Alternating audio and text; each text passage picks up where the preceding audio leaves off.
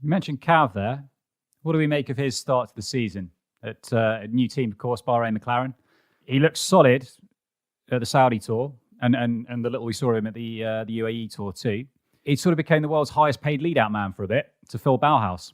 Do you know what? I was commentating on that race, and for me, when I was watching Cav, he looked very, very fit. He can really hold his own on the climbs. He's going good. He's got the power. He's got the numbers.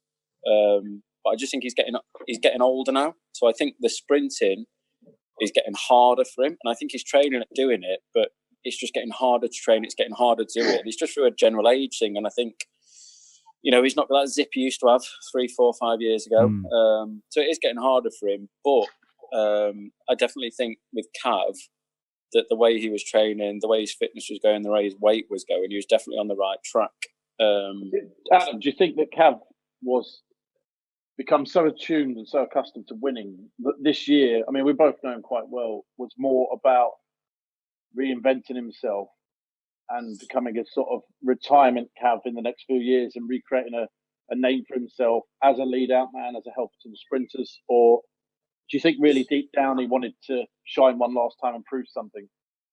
I think for sure. I think if you're a sprinter, you always want to shine one last time or one more time, whatever. If you've got an opportunity to show what you can do, you'll always take it. I think that's not just sprinters, that's anyone, climbers, time trialers, whatever it is. But I think with him is that he's not publicly accepted he's not the fastest anymore. I still think he's clever. I still think he can win a bunch sprint, but I just think everything has to go perfectly for him. And I think he's well aware of that. So I think that the experience that Cav got, I don't think anyone else has got that within the peloton at sprinting. So he definitely can pass these things down to Bauhaus. And if he's doing that, then, he might have a role after cycling. If he stops next year, we don't know with all his virus and everything. But if he stopped and then took that experience into a team where he can, really have massive input in lead-out trains and this, that and the other, then it's going to be very valuable for teams to have that. So maybe he has accepted that, not that it's going to be hard, that it might be coming towards the end, but I still think we've got to see something from him if racing goes along. I think if racing did go along, I think we would have seen something from him. We might not see that now, because Cav's the type of rider we were talking about before, who needs a lot of racing, doesn't he? And he's not the type of guy to do a cable U, is he, and sit on 300 kilometres, is he? No, exactly. I think, like we were saying a minute ago, I think, Brad, it's like a better example of current times is that it's like Froome, he'll just keep riding his bike, keep trucking away. He's about next year. Cav, what's he thinking about? We just don't know. But there's no disrespect to Cav, but he's not as mentally strong as Froome is in that aspect. Well, he's just a different animal. No, I think he is. I think he is, Cav. He's definitely as mentally strong, that's for sure. But it's a different time of mental strength. I think. That's what I mean. Sorry. I think Cav needs a character in front of him to chase. Without that, it's very difficult for him. He's not the type of rider to do what Froome will be doing in sort of. That's what I meant by that. Sorry, Carl, if you're listening. No, Froome will be doing those sort of 5-hour rides with 3 30-minute blocks at a certain power, at a certain RPM, whereas Cav would rather be out behind the motorbike smashing himself in the rain, wouldn't he? Yeah, exactly, yeah. Brad, you've spoken to him, haven't you? Yeah, I spoke to him a few times. The only thing that he was really disappointed about at the moment is he hasn't been selected for the Olympic Games, and he feels he's been flicked for that quite heavily. He'd qualified the spot, and somehow they've managed to work it into a position where they haven't picked him when he outrightly. Do you understand anything about that, Adam? Yeah, I think with it is it's just British cycling of it's not put the foot down really, but I think times have changed, and I think Cav definitely could have medalled at the Olympics, but I think British cycling want to make a stand and say, look, we're not having this anymore.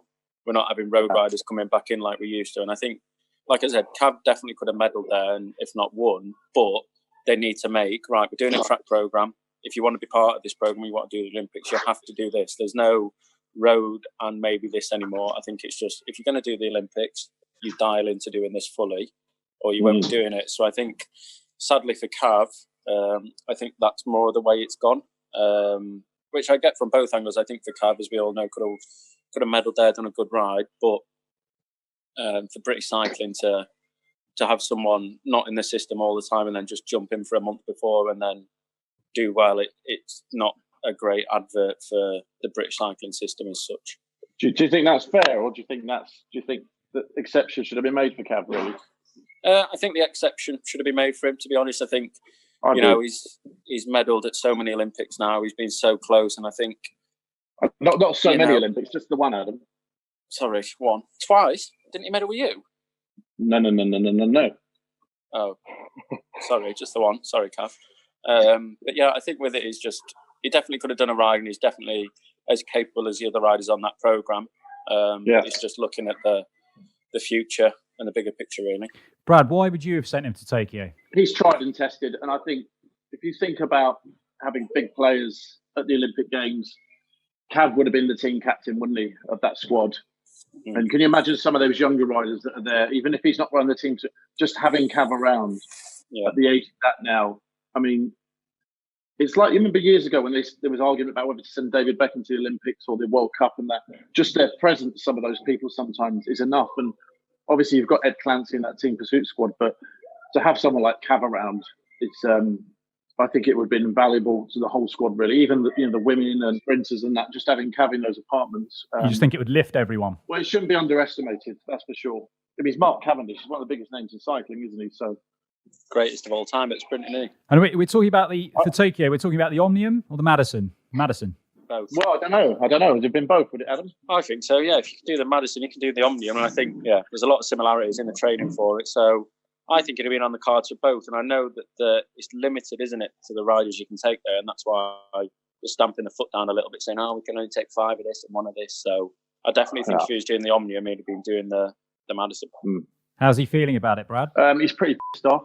I think he always feels like he's got something to prove, Cav, and he feels like he's been fighting the tide for many years since he started with British cycling, really. And I think he's always felt that he's had something to prove, and that he doesn't come as a natural selection than maybe the likes of me in the past, easily selected, or maybe they would twist certain parameters and rules to accept me, or the likes of Steve Cummins and people like that. And I think he feels that he's always never had that kind of benefit, really, that he's always had to come in the hard way.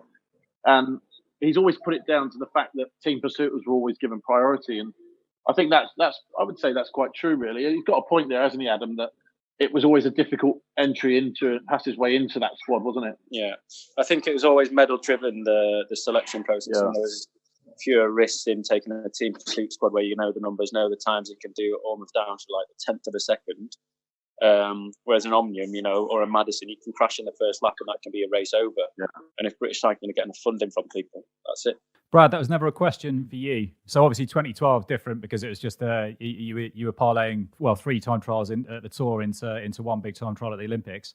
But for 2008, for example, it wasn't look, you've got to focus on one thing or the other. There was no difficulty there. No. I mean, even 2012, they didn't decide. I did no track all season. They didn't decide till 3 days before the team pursuit, after I won the time trial, that there was a chance I would still ride the team pursuit as well after 2012, after 4 years away from the track. Yeah. Really? And, and Shane said after the time trial that I don't think we should run you now, because G actually got sick as well in the run up to 2012, and I think there was still some talk of me being 5th man. They could name me in that squad because I was part of the road squad. If you remember, it was about numbers of the road and the track, so I could cross over quite easy without anything, because they didn't take a 5th man for the team pursuit that year, or they didn't. I don't think they may have taken Tennant or someone, but I could come in as a 6th man because I was already in the road squad. So. Bloody hell! And then God, imagine if you'd have done that, mate.